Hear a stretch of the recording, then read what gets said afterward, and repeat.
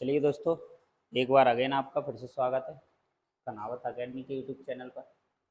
और हमने अभी इस चैनल पर जनरल साइंस का प्रीवियस क्वेश्चनों का सॉल्यूशन स्टार्ट किया हुआ है, जिसमें हम बायोलॉजी वाले पोर्शन से रिलेटेड क्वेश्चनों को अभी आपके सामने सॉल्यूशन प्रोवाइड करा रहे हैं। तो ये जो क्वेश्चन आपको सॉल्व कराए जा रहे हैं उसकी आज 8वीं क्लास है। हम करीबन 7 क्लास आपके लिए क्या कर चुके हैं, कंप्लीट कर चुके हैं। हाँ, और आज हमारी 8वीं क्लास है, जिसके अंदर हम 50 क्वेश्चनों का क्या करने वाले हैं, सॉल्यूशन आपको प्रोवाइड कराने वाले हैं। तो आपके एमसीक्यू क्वेश्चनों की सीरीज आपकी चल रही है। क्वेश्चन नंबर 200 से 250 तक के क्वेश्चन आपको सॉल्व कराए जाने हैं। तो ये क्लासेज आपकी जो चल रही है ना, वो जनरल साइंस की क्लासेज परीक्षा की दृष्टि से बहुत महत्वपूर्ण क्लासेज आपकी चल रही हैं। तो आप सभी लोग इन क्लासों को कम्प्लीटली वीडियो को देखिए, उन क्वेश्चनों को सॉल्व कीजिए। आपको एग्जाम में कहीं ना कहीं बहुत अच्छा खासा बेनिफिट मिलने वाला है। आगे आने वाले समय में हम फिर से केमिस्ट्री और फिजिक्स की क्लासों का भी आपका प्रीवियस क्वेश्चनों का सॉल्यूशन आपको प्रोवाइड कराएंगे। तो अगेन, अभी तक जिन लोगों ने चैनल को सब्सक्राइब नहीं किया है वो चैनल को सब्सक्राइब कर दीजिए, बेल आइकन दबा दीजिए, वीडियो को शेयर कर दीजिए, जिससे आपको आगे आने वाली क्लासों के नोटिफिकेशन भी समय से मिलते रहें। तो बात करते हैं, देखो हम जनरल साइंस के अंतर्गत हमने अच्छे अच्छे क्वेश्चनों को सॉल्यूशन आपको प्रोवाइड करा चुके हैं, जिसमें हम करीबन 200 क्वेश्चन आपके लिए सॉल्व कर चुके हैं। हर बार हमने आपके लिए 50 क्वेश्चनों का सॉल्यूशन लाने की कोशिश की है। आज भी हमारे 50 क्वेश्चनों का सॉल्यूशन रहेगा। तो बात करते हैं, जिसमें सबसे पहला क्वेश्चन हमें दे रखा है कि निम्नलिखित में से कौन सा काला आजार रोग का परजीवी है, ऐसा हमसे बोला गया है। निम्नलिखित में से कौन सा काला आजार रोग का परजीवी है भाई। तो भाई काला आजार जो रोग है ना, वो रोग जो हो रहा है ना, वो रोग एक मच्छर के काटने की वजह से हो रहा है, जिस मच्छर का नाम होता है क्यूलेक्स मादा मच्छर। भाई ज़्यादातर हमने देखा है कि जितनी भी मच्छर के काटने से बीमारियां हो रही हैं, वो सारी बीमारियां मादा मच्छर के काटने से ही हमें देखने को मिल रही हैं। ठीक है ना। जैसे कि मादा एनाफिलीज मच्छर आपका जो है ना, उससे मलेरिया हो रहा है। एंडीजाइटाई जो मच्छर है ना, उसकी वजह से डेंगू की बीमारी हो रही है। वैसे ही काला आजार जो लोग हैं ना, वो भी एक मच्छर की वजह से ही होता है, जिस मच्छर का नाम है क्यूलेक्स मच्छर होता है। ठीक है। अब इस रोग का जो परजीवी होता है ना, वो परजीवी होता है लेशमानिया डोनोवानी, उस परजीवी का नाम है। ठीक है। और इस रोग में क्या होता है, पैर होते हैं, शरीर के अन्य भाग जो होते हैं ना, उन पर सूजन आ जाती है, बहुत ज़्यादा सूजन आ जाती है, पैर बहुत ज़्यादा फूल जाता है। ठीक है। और पैर हाथी जैसा हो जाता है, इसलिए इसको हम हाथी पांव रोग के नाम से भी जानते हैं। इसको हम बाउचेरिया के नाम से भी जानते हैं। इसे हम एलिफेंटाइटिस भी कहते हैं, एलिफेंटाइटिस भी इस रोग को बोला जाता है। तो ये इनके नाम है भाई। ये हमारा रोग कहलाता है क्या, काला आजार रोग कहलाता है। क्लियर बात। तो ये था क्वेश्चन हमारा। तो इसमें हमें ऑप्शन दे रखे हैं लेशमानिया डोनोवेनी, ट्राइपेनोसोमा गैम्बियंसिस, प्लाज्मोडियम फैल्सीपेरम और बाउचेरिया ब्रोंकोप्टाइस। ये भी हमें दे रखा है, बाउचेरिया ब्रोंकोप्टाइस से रोग होते हैं भाई। तो हमारा चला जाएगा कि कालाजार रोग का परजीवी क्या है भाई, परजीवी की पूछा गया है हमसे। तो परजीवी इसका होता है लेशमानिया डोनोवेनी। तो हमारा आंसर चला जाएगा इसका क्या, लेशमानिया डोनोवेनी। क्लियर बात। आगे चलते हैं अगले क्वेश्चन की तरफ। और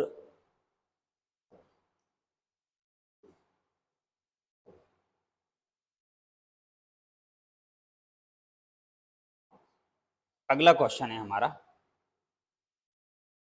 क्वेश्चन नंबर 202। उस वैज्ञानिक का नाम क्या है भाई, जिसने मधुमक्खियों के संचरण की भाषा का पता लगाया भाई। मधुमक्खियां जो होती हैं ना भाई, इनकी यदि बात की जाए तो मधुमक्खियां क्या है कि अपने भोजन की तलाश में जब एक स्थान से दूसरे स्थान तक जाती हैं, तो मान लो भोजन का कहीं पर छत्ता रखा हुआ है भाई, छत्ता, और उस छत्ते से ये भोजन की तलाश में कहीं दूसरी जगह जाती हैं, तो अपनी जो इंफॉर्मेशन है अन्य मधुमक्खियों को जो इनकी जो देने की है ना, वो एक कम्युनिकेशन का माध्यम है इनका।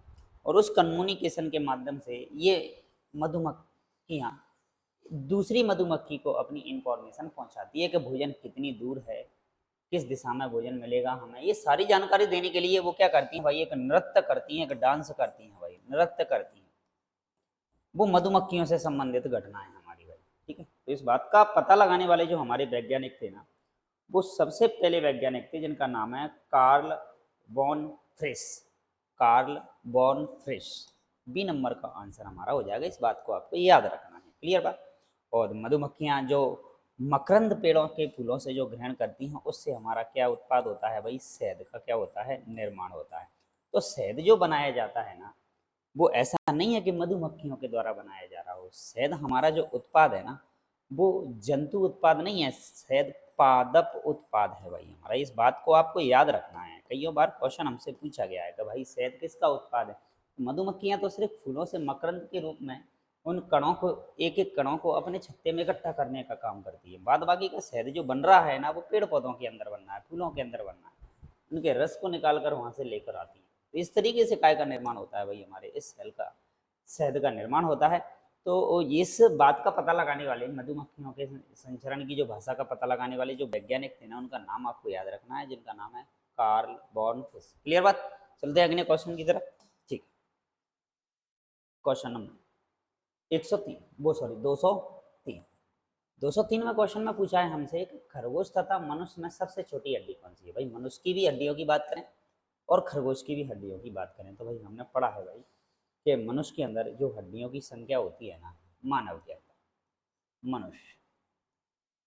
मनुष्य के अंदर टोटल हड्डियां होती हैं हमारी कितनी भाई, 206। 206। अब ये अडल्ट वयस्क अवस्था में हड्डियों की संख्या है। जैसे जैसे मनुष्य की उम्र छोटी होती है, पैदा होता है, उस समय पर हड्डियों की संख्या कुछ और होती है। फिर धीरे धीरे हड्डियों की संख्या कम होने लगती है, क्योंकि धीरे धीरे हड्डियां क्या होने लगती हैं, जॉइंट होने लगती हैं, ठीक है। तो अब फिलहाल आज वयस्क मनुष्य की यदि बात की जाए, तो वयस्क मनुष्य के अंदर 206 हड्डियां हैं।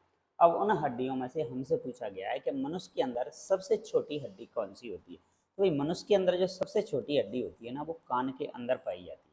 और एक कान के अंदर जो हड्डी पाई जाती है ना, उनकी संख्या कितनी होती है, 3। तो 2 कान है भाई, टोटल हड्डियां कितनी हो गई, 6। तो कान के अंदर जो हड्डियां होती है ना, वो मेलियस है, इनकस है और स्टेपीज है। 3 तरीके की हड्डियां कान के अंदर देखने को मिलती हैं। मेलियस कितनी होंगी भाई, 2। इनकस भी कितनी होंगी भाई, 2। और स्टेपीज भी कितनी होंगी, 2। जिनमें से जो हमारी स्टेपीज है, ठीक है, स्टेपीज है, यही हमारी वो हड्डी है जो कि शरीर की सबसे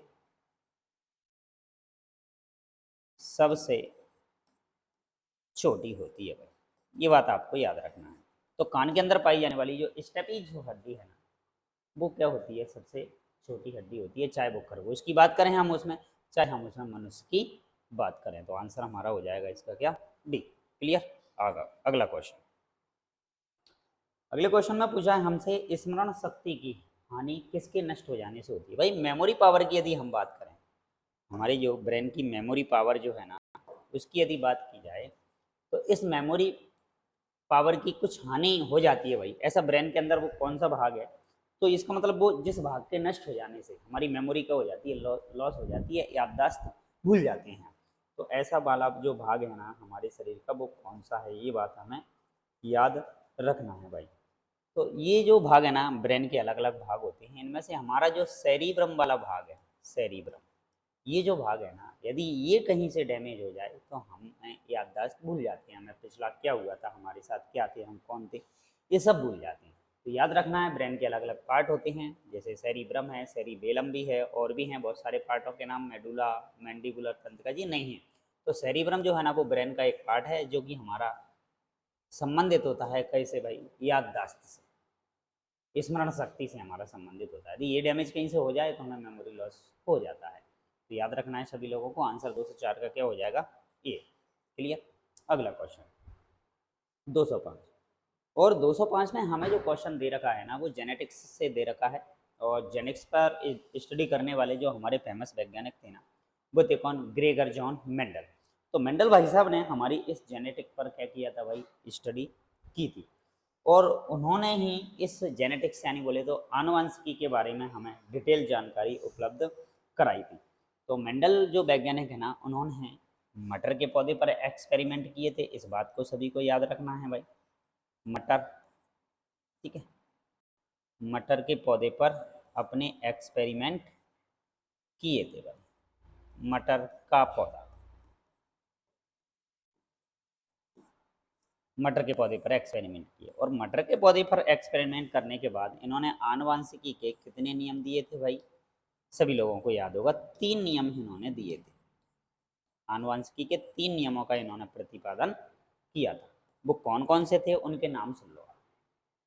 प्रभाविकता का नियम, पृथक्करण का नियम और स्वतंत्र अभियन का नियम। 3 नियमों के नाम मेंडल के द्वारा जो दिए गए, उन्हीं के नाम आपके जो 4 ऑप्शन दे रखे हैं ना, उनमें दे रखे हैं। तो क्वेश्चन क्या पूछा गया है हमसे? क्वेश्चन है कि एक लंबे संकर कैपिटल टी स्मॉल टी पौधे में स्वपरागण कराया जाता है भाई, सेल्फ पॉलिनेशन कराया जाता है। तो ऐसा कराने पर लंबे व बौने पौधों का अनुपात जो होता है ना, वो 3:1 प्राप्त होता है। तो यह परिणाम जो है ना हमारा, ये किस बात को सिद्ध करता है कि ऐसा हमें जो अलग अलग प्राप्त हो रहा है? तो भाई देखा होगा आप लोगों ने, देखो बात करते हैं इसकी अपन। ये प्रोसेस क्या है कि मेंडल ने जो कारकों के बारे में बताया कि भाई कुछ प्रभावी कारक होते हैं, या लक्षणों की बात करें तो एक लक्षण मेंडल ने ले लिया कैपिटल टी जो कि प्रभावी लक्षण होगा, और एक लक्षण ले लिया स्मॉल टी जो कि अप्रभावी होगा। अब ये प्रभावी लक्षण अप्रभावी लक्षण क्या होते हैं, थोड़ा सा जेनेटिक्स पर चलते हैं। तो जेनेटिक्स में क्या होता है भाई, एक लक्षण के विपरीत दूसरा लक्षण भी हमारे शरीर के अंदर पाया जाता है। जैसे कि हम रंग की बात करें, जैसे किसी व्यक्ति का रंग गोरा है और किसी व्यक्ति का रंग सांवला है, तो मान लिया हमने गोरा रंग प्रभावी है तो उसको हमने कैपिटल टी से प्रदर्शित किया, और सांवला रंग जो है ना अप्रभावी है, इसका मतलब ये हमने स्मॉल टी से प्रभावित किया। अब कैसे पता करेंगे कि कौन सा लक्षण प्रभावी होगा, कौन सा अप्रभावी होगा? इसका मतलब ये है, यदि कोई लक्षण अगली पीढ़ी में पहुंचता है, यदि कोई लक्षण अगली पीढ़ी में पहुंचता है और अपना लक्षण प्रदर्शित यदि वो करता है तो वो लक्षण प्रभावी कहलाता है, और अगली पीढ़ी में वो नहीं पहुंचता है या छुपा रह जाता है तो वो लक्षण अपना अप्रभावी कहलाता है। क्लियर बात? और प्रभावी और अप्रभावी दोनों लक्षण यदि किसी में उपस्थित हैं, इसका मतलब जो प्रभावी होगा वो लक्षण उस व्यक्ति के अंदर प्रकट होगा, अप्रभावी अभी दबा रहता है। मतलब हम ये बात करें कि अप्रभावी अपना लक्षण तभी प्रदर्शित करेगा जब ये समयोगमय अवस्था में होगा। ये मेंडल की थोड़ी सी जेनेटिक्स है, जिसके अंदर मैथमेटिकल और साइंटिफिक थ्योरेटिकल सब चीज़ों को ध्यान में रखकर उन्होंने एक जेनेटिक्स का अच्छा खासा कैलकुलेशन हमें प्रदान किया था मटर के पौधे पर स्टडी करके, जिसके आधार पर उन्होंने 3 नियम दिए। और ये परिणाम जो इनको 3:1 जो प्राप्त हो रहा है, ये इस बात को शो करता है कि मेंडल के पृथक्करण का नियम इस नियम से सिद्ध होता है। तो यह प्रमाण सिद्ध करता है किसका? पृथक्करण के नियम का। तो आंसर हमारा इसका पृथक्करण का नियम जाएगा। क्लियर? आगे चलते हैं। 7वां क्वेश्चन, 6वां क्वेश्चन सॉरी, 6वें क्वेश्चन में हमसे पूछा है कि आनुवांशिक यांत्रिकी, जिसे हम जेनेटिक इंजीनियरिंग कहते हैं भाई, आज के समय पर जो जेनेटिक इंजीनियरिंग है वो भाई एक वरदान साबित हो रही है हमारे लिए। क्यों? इसी जेनेटिक इंजीनियरिंग के माध्यम से आज हमने कईयों प्रकार की, जो चाहे वो फसलें हों, चाहे वो कोई सा भी एनिमल हो, चाहे वो जीव जंतु हो, उन सभी के हमने तैयार कर डाले हैं क्या? हाइब्रिड। और आज हाइब्रिड शब्द से मेरे हिसाब से सभी लोग परिचित होंगे कि ये हाइब्रिड क्या है, जिसे हम संकर कहते हैं। संकर जातियां बना ली हैं हमने, संकर जाति। अब संकर जाति कहाँ कहाँ हमें बनाने की आवश्यकता पड़ी है हाइब्रिड जाति? तो चाहे तो आप फसलों की बात की जाए, चाहे तो जंतुओं की बात की जाए, हर किसी में वैरायटी हमने बना के रख दी है अपने फायदे के लिए। संकर जातियां, चाहे तो हम सब्जियों में बात करें, आज हमारे पास देसियों को छोड़ के ज़्यादातर मात्रा में हमारे पास जो सब्जियां आ रही हैं, वो सब्जियां ज़्यादातर हाइब्रिड बना चुकी हैं वैज्ञानिक उनको। हाइब्रिड मतलब इसके अंदर देसी और एक नई जाति जो है हमारी, उन दोनों के लक्षण होते हैं, जिसकी वजह से इसका उत्पादन भी बढ़ा है हमारे पास। आज उत्पादन की भी बात की जाए, हाइब्रिड जो भी हैं हमारे पास फसलें करते हैं, हाइब्रिड हमने संकर जातियां जानवरों में भी बना ली हैं, गाय भैंस के अंदर भी हमें देखने को मिलती हैं, कुत्ता भेड़ बकरी सूअर खरगोश बिल्ली सबके अंदर हाइब्रिड जातियां धीरे धीरे बनने लगी हैं। और देसी नस्ल हमें देखने को अब कम मिलती हैं। क्यों? क्योंकि वो आज इस माहौल के हिसाब से सर्वाइव नहीं कर पा रही हैं, और हमें अपना उत्पादन ज़्यादा लेने के लिए ही किसी भी जाति के अंदर उसका हाइब्रिड या संकर जाति बनाई जाती है। इसके लिए बहुत ज़्यादा इंपॉर्टेंट रोल रखता है कौन? हमारा जेनेटिक इंजीनियरिंग। तो भाई हमसे पूछा है कि जेनेटिक इंजीनियरिंग, जो आनुवांशिक अभियांत्रिकी जो हमें दे रखी है, इस आनुवांशिक अभियांत्रिकी के अंदर क्या है भाई कि एक जीव के जीन्स में परिवर्तन किया जाता है भाई, ऐसा क्वेश्चन हमसे बोला गया है। एक जीव के जीन में क्या किया जाता है, परिवर्तन किया जाता है, या दूसरा है उसके गुणसूत्रों में परिवर्तन किया जाता है, या टेस्ट ट्यूब बेबी बनाए जाते हैं, या उपरोक्त में से कोई नहीं भाई। तो देखो भाई बात सुनो इस बात को, उपरोक्त में से कोई नहीं आंसर होगा नहीं। और टेस्ट ट्यूब बेबी मेरे हिसाब से सभी लोगों ने अभी तक इस बात को भी सुन रखा है कि टेक्नोलॉजी इतनी अच्छी खासी चल गई है, ये टेस्ट ट्यूब बेबी अच्छी खासी सब लोगों ने पढ़ रखा है, चाहे वो साइंस फील्ड से बिलोंग करता हो या किसी अदर सब्जेक्ट से बिलोंग करता हो। तो टेस्ट ट्यूब बेबी भी हमारा आंसर नहीं होगा। अब दो क्वेश्चन हमारे पास बचे हैं कि एक जीव के जीन्स में परिवर्तन और एक गुणसूत्र में परिवर्तन। हाँ भाई, यदि इनमें से कोई एक ऑप्शन एब्सेंट होता आपका, या तो अकेला दिया होता आपको जीन तो हमारा जीन आंसर जाता, या अकेला दिया होता हमारा गुणसूत्र तो हमारा गुणसूत्र भी इसका आंसर जा सकता था। लेकिन जो जीन जो है ना, वो ही है हमारे किसी एक लक्षण के कारक। एक जो लक्षण होता है ना, वो काय के अंदर होता है भाई, जीन के अंदर होता है। हमारा ना जीन्स बहुवचन है, मतलब बहुत सारे जीनों को जीन्स बोल दिया है। और ये जीन्स जो पाए जाते हैं ना, वो मिलेंगे हमें काय पर, गुणसूत्रों पर। कोशिका के अंदर गुणसूत्रों पर कौन मिलेगा हमें, जीन देखने को मिलेगा। तो जीन ही है जिसके अंदर किसी एक स्पेशल लक्षण होता है, चाहे वो रंग का हो, लंबाई का हो, ठीक है ना, किसी का भी हो सकता है वो लक्षण आपका। तो इसी में यदि परिवर्तन किया जाता है किसके अंदर, जेनेटिक इंजीनियरिंग के अंदर। और इसी जेनेटिक इंजीनियर में परिवर्तन करके उस जाति की क्या बनाए जाते हैं, ये हाइब्रिड बनाए जाते हैं। ये जेनेटिक इंजीनियरिंग की ही एक शाखा के अंदर हाइब्रिड हाइब्रिड बनाए जाते हैं, संकर जातियां बनाई जाती हैं, चाहे वो फसल हो चाहे वो जंतु हो। किसी के दिमाग में आ रहा होगा सर आज तक मनुष्य का हाइब्रिड क्यों नहीं बनाया, ह्यूमन का भी कोई हाइब्रिड बनाया जाए। तो देखो हर चीज पर एक एक्सपेरिमेंट करने के लिए वैज्ञानिकों के सामने एक दायरा होता है। दूसरा, धार्मिक मान्यताएं भी ऐसी हैं कि जिसके अंदर हम कुछ बदलाव नहीं कर सकते हैं।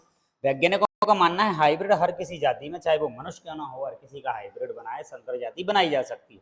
लेकिन हमारी कुछ धार्मिक नियम है, उन नियमों के तहत हम ये मान्यता नहीं देते हैं कि मनुष्य के शरीर के अंदर जो प्रकृति ने जैसा उसको बनाया है उसके साथ हम कोई डिस्टरबेंस नहीं कर सकते हैं। तो मनुष्य के साथ ऐसे एक्सपेरिमेंट ना के बराबर होते हैं, नहीं होते हैं, जो कि आजकल हमें मूवियों के अंदर भी बहुत अच्छा खासा दिखाया जाता है। तो ये टेक्नोलॉजी ही है जो टेक्नोलॉजी से हमें रूबरू कराया जाता है, वो जेनेटिक्स इंजीनियरिंग है, उसी के अंदर इन चीज़ों की स्टडी की जाती है हमारे लिए।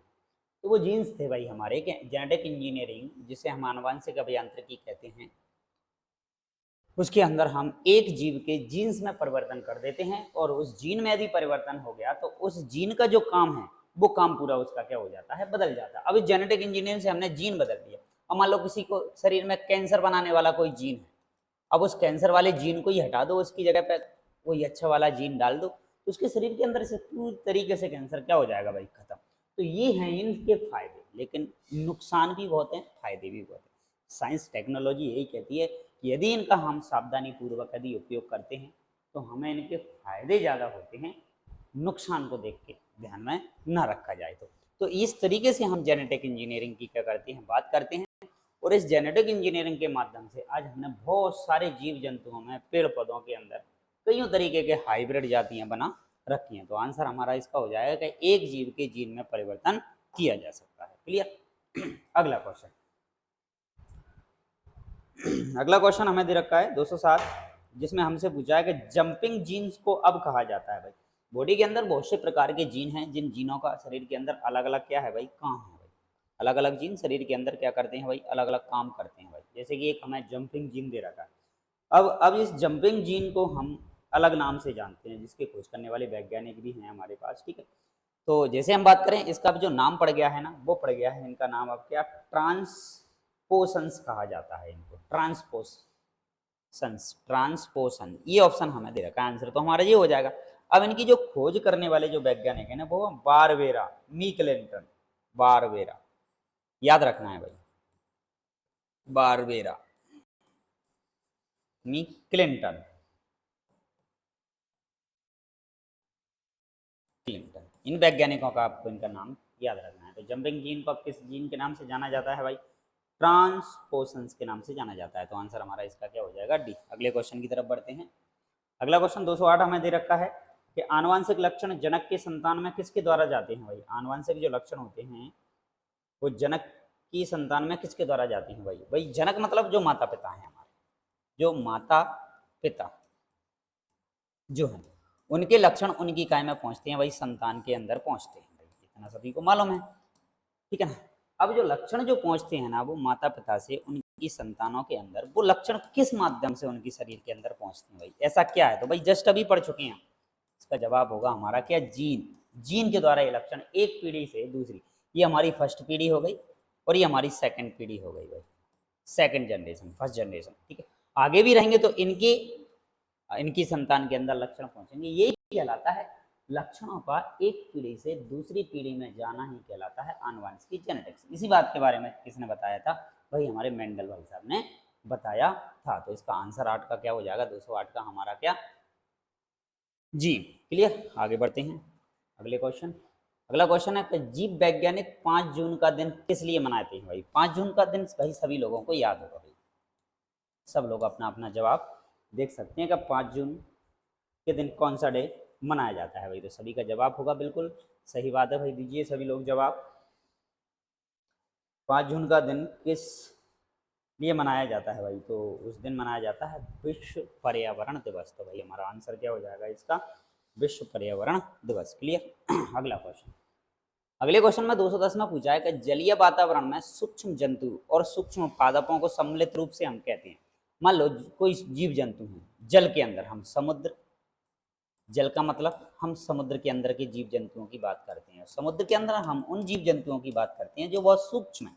अब सूक्ष्म जंतु जो होंगे ना, वो हमारे पास सूक्ष्म जंतु भी हो सकते हैं और सूक्ष्म हमारे पास क्या हो सकते हैं, वो पादप भी हो सकते हैं। तो जो जंतु होते हैं ना उन्हें हम कहते हैं जू प्लंक्टन, भाई ये याद रखना है, जू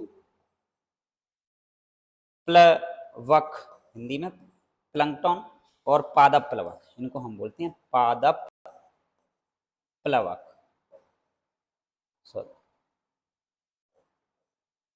प्लवक, जिन्हें हम जू प्लैंक्टन एंड फाइटोप्लैंक्टन के नाम से जानते हैं। अब हमसे बोला जा रहा है कि जलीय वातावरण के अंदर ये सूक्ष्म जीव जो हमें दे रखे हैं, जंतु और हमें पादप जो दे रखे हैं, इनको सम्मिलित रूप से क्या कहा जाता है भाई, ये बात हमें याद रखना है। तो इनको सम्मिलित रूप से हम क्या कहेंगे, जलीय जंतु में सूक्ष्म जंतु और पादपों को हम सम्मिलित रूप से क्या नाम देते हैं, क्या हमें ऑप्शन दे रखे हैं, क्या सैवोजी बोलेंगे, क्या हम इनको शाकाहारी बोलेंगे,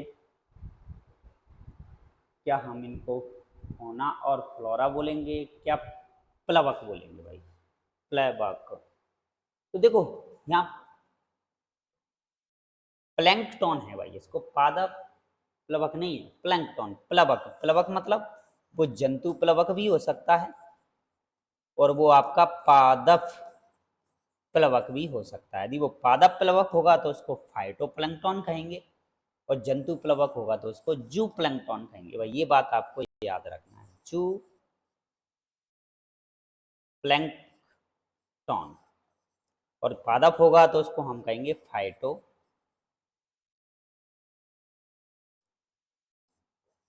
प्लैंक्टन, ये बात आपको याद रखना है भाई। तो आंसर हमारा डी चला जाएगा इस क्वेश्चन का। अगले क्वेश्चन की तरफ बढ़ते हैं।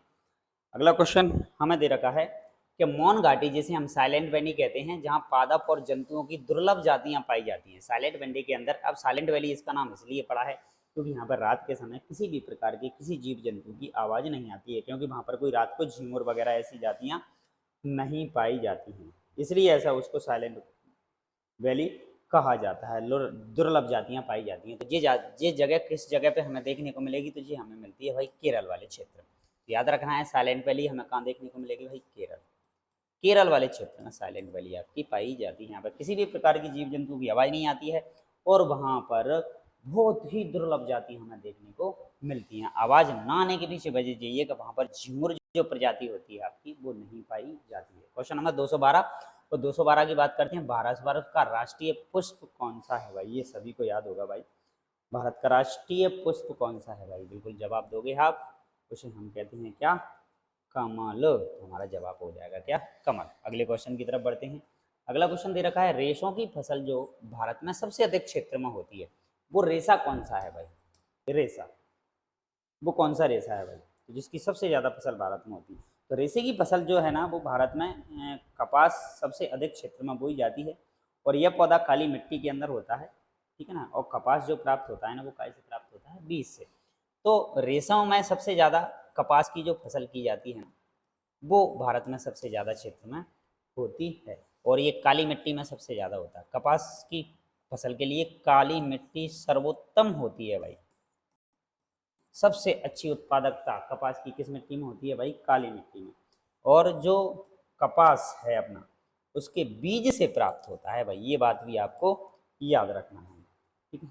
बाकी का आपने देखा होगा जूट वगैरह जो होते हैं उनसे बोरा भी बनाया जाता है, और सबसे अधिक जूट की जो खेती होती है ना, वो हमारे पश्चिम बंगाल वाले क्षेत्र में होती है। तो देशों में जो भारत में सबसे अधिक क्षेत्र में होने वाली फसल कौन सी है? अपनी कपास की फसल सबसे ज़्यादा होती है। क्लियर?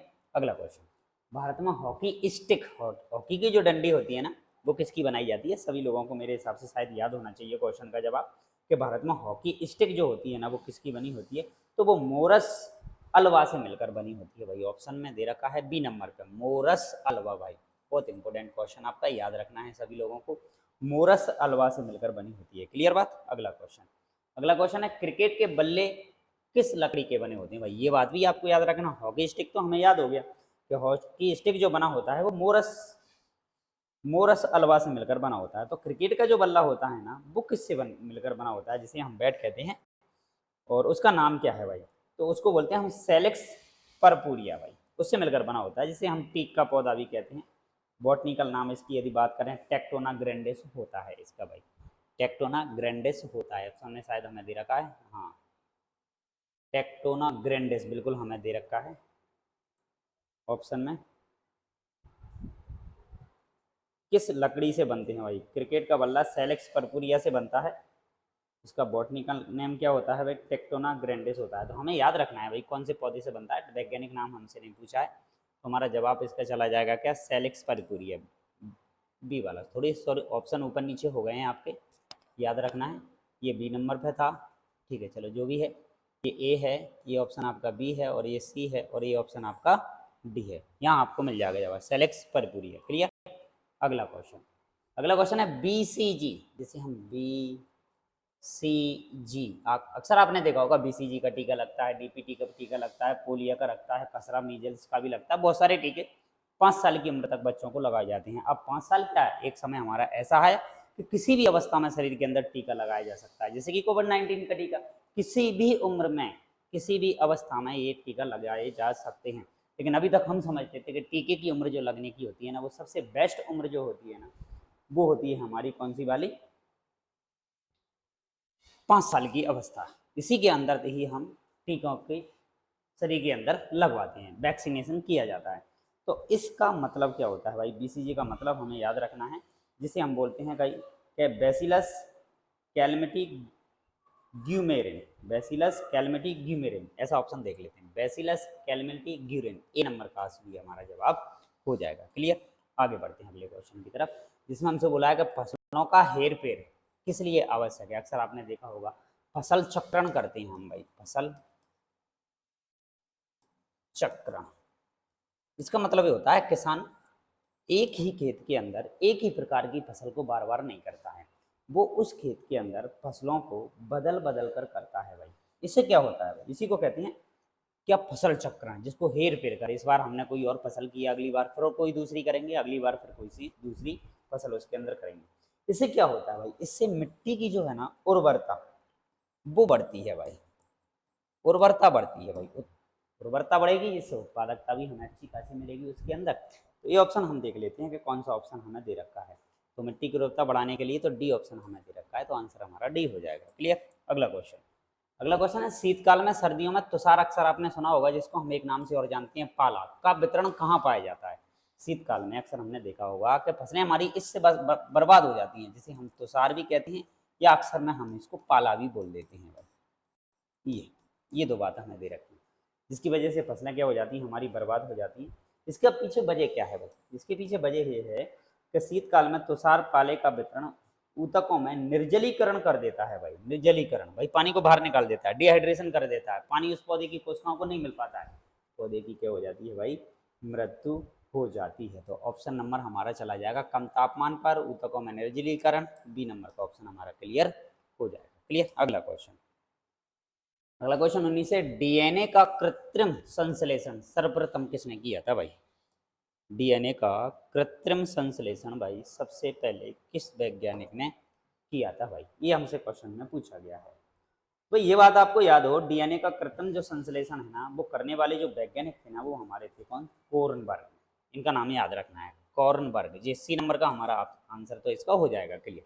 बाद बाकी का आपने सुना होगा, डीएनए का जो डबल हेलिक्स मॉडल है ना, उसका पता सबसे पहले 1953 में वॉटसन एवं क्रिक के द्वारा लगाया गया था कि डीएनए की जो संरचना है ना, वो इस तरीके की होती है भाई। डबल हेलिक्स मॉडल ये है इस तरीके का आपका, जिसमें आपने देखा होगा इस तरीके से ये लाइनें और भी होती हैं। एक को 5 एंड पीस, एक को 3 एंड पीस, एक 3 एंड पीस और एक 5 एंड पीस, इनको नाम दिया जाता है। इनके अंदर हाइड्रोजन बंद होते हैं। इसका जो व्यास होता है ना, ये व्यास हमें भी देखने को मिलता है 20 एंगस्ट्रॉम। अक्सर आपने नाम सुना होगा इन चीज़ों का, ठीक है। इसकी टोटल लंबाई देखने को हमें मिली, और इसकी खोज करने वाले जो वैज्ञानिक थे ना, जिन्होंने की थी क्या? वॉटसन एवं क्रिक ने 1953 में। तो ये हमारा डीएनए का डबल हेलिक्स मॉडल था। दूसरे हमारे भारत के भी एक फेमस वैज्ञानिक डॉक्टर हरगोविंद खुराना, और हरगोविंद खुराना ने 1968 में जेनेटिक कोड की क्या की थी भाई? खोज की थी। इस बात को याद रखना है। और वॉटसन एवं क्रेग ने 1953 में क्या किया था भाई? इन्होंने 1953 में डीएनए का डबल हेलिक्स मॉडल दिया था। और हमारे जो डीएनए का कृत्रिम संश्लेषण थे, डीएनए कृत्रिम रूप से बना दिया था भाई। किसने बना दिया था प्रयोगशाला में? जिनका नाम है कॉर्नबर्ग वैज्ञानिक। तो बहुत फेमस क्वेश्चन है हमारा दोस्तों 19 क्वेश्चन। अगला क्वेश्चन, एक जीव जिसमें दो समरूपी या आनुवंशिक कारकों का जोड़ा होता है भाई, उसे हम क्या कह देते हैं भाई? एक जीन है जिसमें दो समरूपी आनुवंशिक कारकों का जोड़ा पाया जाता है, उसे हम किस नाम से जानते हैं भाई? एक जीव में दो समरूपी आनुवंशिक कारकों का जोड़ा पाया जाता है भाई, उसे हम समयुग्मजी कहते हैं, जैसे हम होमोजाइगस कहलाता है। जैसे कि अगर भी हमने बोला था लक्षण प्रभावी प्रभावी एक साथ आ जाए दोनों, ये समयुग्मजी है। और ये भी हमारा क्या है भाई? समयुग्मजी। और एक कैपिटल और एक स्मॉल, ये हमारा कहलाएगा क्या? विषम युग्मजी। तो ऐसे कुछ क्वेश्चन है जो हमें आगे देखने को मिलेंगे। तो आंसर हमारा इसका चला जाएगा क्या? सी वाला सम युग्मजी। क्लियर। अगला क्वेश्चन, अगला क्वेश्चन 221, राइबोसोम किसके बने होते हैं भाई? ये क्वेश्चन भी हमारा हो चुका है एक बार कि राइबोसोम जो हमारे बने होते हैं ना, वो बने होते हैं आरएनए और किसके? प्रोटीन के भाई। आरएनए प्लस प्रोटीन, प्रोटीन्स इसके मिलकर बने होते हैं। इन्हें हम क्या देते हैं? क्या? राइबोसोम बोला जाता है। और इनका काम जो होता है ना, वो प्रोटीन का संश्लेषण करना होता है, इसलिए हम इनको प्रोटीन की फैक्ट्री के नाम से भी जानते हैं भाई। तो आंसर हमारा हो जाएगा क्या? आरएनए प्लस प्रोटीन, सी वाला। क्लियर। अगले क्वेश्चन की तरफ बढ़ते हैं। अगले क्वेश्चन में दे रखा है कि निम्न में से सूत्र विभाजन की सबसे लंबी स्टेज कौन सी है? अवस्था कौन सी है? स्टेज बोले अवस्था। भाई कोशिका विभाजन सब लोगों ने नाम सुना होगा कि कोशिकाएं विभाजित होती हैं और एक कोशिका से दूसरी कोशिका का क्या होता है भाई? निर्माण होता है। तो इनमें से और उसकी जो अलग अलग अवस्थाएं होती हैं, प्रोफेज है, मेटाफेज है, एनाफेज है, टीलोफेज है, अलग अलग अवस्थाएं होती हैं। उनमें से सबसे लंबी जो स्टेज होती है ना, वो कौन सी होती है? उसका नाम है हमारी प्रोफेज अवस्था। तो याद रखना है सभी लोगों को ए ऑप्शन पर। क्लियर। आगे बढ़ते हैं। अगला क्वेश्चन है मियोसिस कि किस स्टेज पर गुणसूत्रों की संख्या क्या हो जाती है भाई? आधी हो जाती है। ऐसा क्वेश्चन हमसे पूछा है भाई। मियोसिस की किस स्टेज पर गुणसूत्रों की संख्या आधी हो जाती है? ये बात आपको याद रखना है। जिसमें हम एनाफेज फर्स्ट जो होती है आपकी, एनाफेज फर्स्ट, एनाफेज फर्स्ट, उसके अंदर गुणसूत्रों की संख्या जो होती है ना, वो आधी हो जाती है। क्लियर जवाब। अगले क्वेश्चन की तरफ बढ़ते हैं। अगला क्वेश्चन दे रखा है डीएनए की खोज सर्वप्रथम किसने की थी भाई? ये क्वेश्चन आपका दे रखा है, आसान सा क्वेश्चन है और सभी लोगों को याद भी होगा। इसका आंसर क्या है भाई? फिशर ने डीएनए की सबसे पहले क्या की थी? खोज। क्लियर। अगला क्वेश्चन,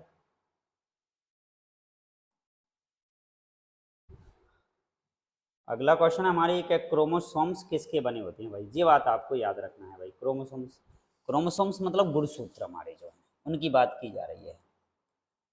गुणसूत्र, गुणसूत्र किस चीज के बने होते हैं भाई? गुणसूत्रों के अंदर डीएनए भी है भाई, आरएनए भी पाया जाता है भाई। आरएनए से भी मिलकर ये बने होते हैं, प्रोटीन से मिलकर भी बने होते हैं, प्रोटीन्स भी इनके अंदर पाई जाती है भाई।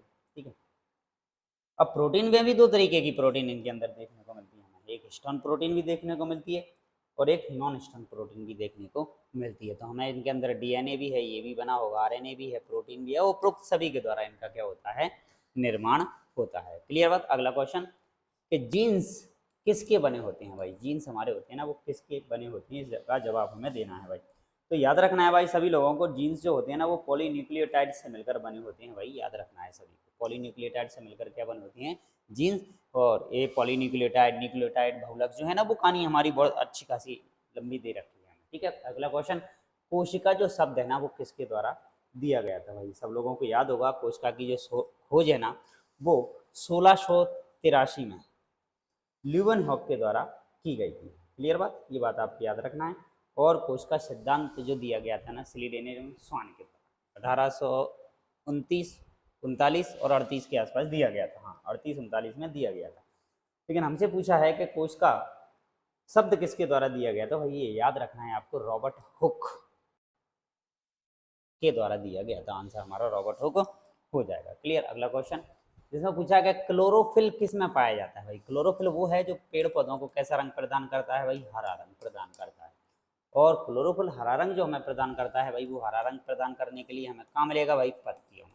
अब पत्तियों के अंदर भी कहाँ पाया जाता है भाई, ये क्वेश्चन हमसे पूछा गया है भाई। तो ये पाया जाता है काय के अंदर, क्लोरोप्लास्ट के ग्रेना के अंदर, इसको ग्रेना बोला जाता है, ग्रेना, ग्रेना, ठीक है। आंसर हमारा बी हो जाएगा इसका। क्लियर। अगला क्वेश्चन, और अगले क्वेश्चन में हमसे है अगला क्वेश्चन कि डीएनए आनुवंशिक पदार्थ है, इसका प्रबल प्रमाण क्या है भाई, डीएनए एक आनुवंशिक पदार्थ है जो एक पीढ़ी से दूसरी पीढ़ी में लक्षणों को लेकर जाता है, क्या इसका कोई प्रमाण है हमारे पास, ऐसा हमें जवाब देना है।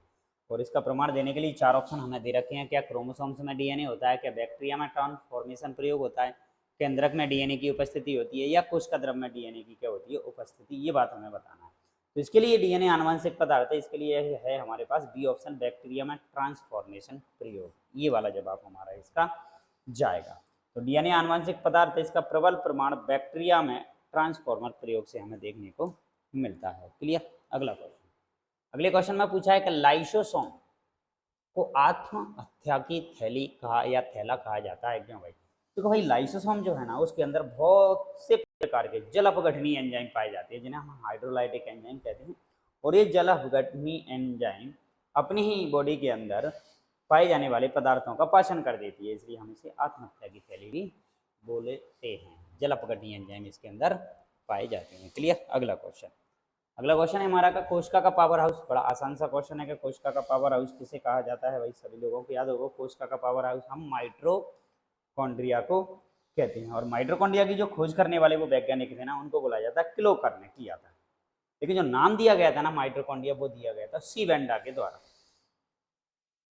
और इसकी के अंदर एटीपी को एडीपी में बदला जाता है जिसकी वजह से हमें बहुत ज़्यादा मात्रा में ऊर्जा उत्पन्न होती है और ये ऊर्जा हमें एटीपी के रूप में प्राप्त होती है, इसलिए हम इस माइटोकॉन्ड्रिया को कोशिका का पावर हाउस कह देते हैं। अगला क्वेश्चन कि वायुमंडल में कार्बन डाइऑक्साइड CO2 की मात्रा लगभग कितनी होती है भाई, तो 0.03% CO2 की मात्रा वातावरण में पाई जाती है। अगला क्वेश्चन कि अंतिम रूप में जैविक ऊर्जा किस से प्राप्त होती है, अंतिम रूप में जैविक ऊर्जा किस से प्राप्त होती है, 4 ऑप्शन हमें दे रखे हैं। तो जैविक ऊर्जा हमें प्राप्त होती है भाई किस रूप में, एटीपी के रूप में प्राप्त होती है। तो 4 ऑप्शन हमें दे रखे हैं, इनमें से सी ऑप्शन हमारा हो जाएगा एटीपी के रूप में, जिसका फुल फॉर्म होता है एडिनो ट्राई फॉस्फेट। और अगला क्वेश्चन आता है खाद्य श्रृंखला जिसे हम फूड चेन कहते हैं, बनी होती है केवल उत्पादकों के द्वारा या फिर उपभोक्ताओं के द्वारा, केवल या केवल अपघटक नहीं, तो उत्पादक व उपभोक्ताओं की, ठीक है, दोनों साथ में। तो डी आंसर हमारा इसका हो जाएगा कि खाद्य श्रृंखला इससे मिलकर बनी होती है। अगला क्वेश्चन 35वां जिसमें पूछा है कि किसी निश्चित क्षेत्र में जैसे चाहे वो तालाब हो आदि में पौधे व जंतुओं के बीच पारस्परिक जो संबंध होता है उस संबंध को क्या कहते हैं भाई, ये रिलेशन पौधों के बीच में और जंतुओं के बीच में। मान लो एक तालाब दे रखा है, नदी दे रखी है, एक खेत दे रखा है, उसके बीच में जो संबंध होता है ना उसको हम क्या कहते हैं, तो भाई उसे हम पारिस्थितिक तंत्र कह देते हैं भाई, यही संबंध उनका कहलाता है, अध्ययन को ही हम क्या कह देते हैं, पारिस्थितिक तंत्र। अगला क्वेश्चन क्रॉप रोटेशन से लाभ क्या है भाई, क्रॉप रोटेशन का मतलब क्लियर हो गया भाई, क्रॉप रोटेशन मतलब फसलों को बार बार चक्रण करके उगाना। इससे क्या हो रहा है भाई, इससे मृदा की जो उर्वरकता हो रही है ना वो क्या हो रही है भाई, बढ़ रही है। सही है ना बात, वृद्धि हो रही है इसके अंदर। दूसरी भूमि में उर्वरकता में बढ़ोतरी, तो ऐसा ऑप्शन में हमें कोई दे रखा है बढ़ोतरी, तो आंसर हमारा सी चला जाएगा इसका। क्लियर। अगला क्वेश्चन सूर्य की, ये हटा दो, सूर्य की रोशनी से अल्ट्रावायलेट किरणें निकलती हैं जो उत्पादित करती हैं। क्या उत्पादित करती हैं? अल्ट्रावायलेट किरणों की वजह से सूर्य की रोशनी से अल्ट्रावायलेट किरणें निकलती हैं जो क्या उत्पादित करती हैं? चार ऑप्शन हमें दे रखे हैं। ओजोन भाई, और हाँ जी ओजोन, O3 O3 जो कि हमारे एक सुरक्षा कवच का काम करती है। हमारी करीबन वायुमंडल में 32 से 80 किलोमीटर की ऊंचाई तक एक ओजोन की परत, मतलब ऑक्सीजन से ही मिलकर एक बनी हुई एक परत पाई जाती है, जिसे हम ओजोन परत कह देते हैं। ये सूर्य के प्रकाश को छानने का काम करती है। लेकिन आजकल ये प्रदूषण की वजह से ये क्या होती जा रही है भाई? नष्ट, जिसमें छेद हो गए हैं, जिसकी वजह से हानिकारक रेडिएशन आज हमारी पृथ्वी पर क्या होने लगा है? पहुंचने लगा है। क्लियर? अगला क्वेश्चन, क्वेश्चन नंबर 238, अम्ल वर्षा एसिड रेन का प्रमुख कारण क्या है भाई? अम्ल वर्षा, इसका एसिड रेन का मुख्य रूप से जो कारण देखने को हमें मिलता है ना, वो मिलता है क्या? प्रदूषण। और प्रदूषण के लिए भी हमें सबसे ज्यादा मात्रा में जिसके अंदर कार्बन सल्फर डाइऑक्साइड की मात्रा में वृद्धि होना भाई। जैसे ही सल्फर डाइऑक्साइड की मात्रा की वृद्धि होगी, अम्ल वर्षा होगी। और इस ये जो पानी से क्रिया करके H2O से क्रिया करके काय का निर्माण करेगी? अम्ल का। चाहे वो H2SO4 भी हो सकता है। और ये अम्ल जैसे ही इस पृथ्वी पर बरसेगा तो हम इसे क्या कह देंगे?